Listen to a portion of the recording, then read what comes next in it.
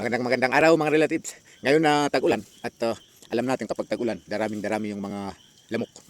At isang paraan para medyo makontrol, mabawasan yung pagdami nila. Kung meron tayong makitang mga container, abandoned, kagaya nito, ay itry nating itaob. Ilagay natin sa mga lugar na hindi nababasa. Yan. Dahil dito nangingitlog yung mga lamok. Ayun. Yun sila. Meron pang ready to fly. Lumipad na. So, yan. Lahat ng container, tingnan nyo. Kahit ganito na baso, kahit na ganito, habang may tubig yan, mangingitlog ang lamok. Yun. Okay? Yan, itaob natin.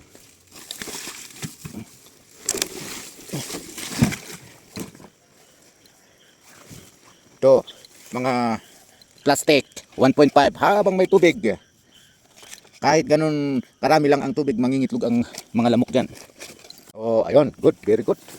Nandito pala ako sa Rancho Umili, nakikipasko lang ako dito ng mga kambing. Bukas ko na lang to isasako dahil wala akong dala ngayon. Kahit ganito lang yung mga kalab. May tubig, pwedeng mangitlog yan kapag diretso ang ulan na hindi yun natutuyo.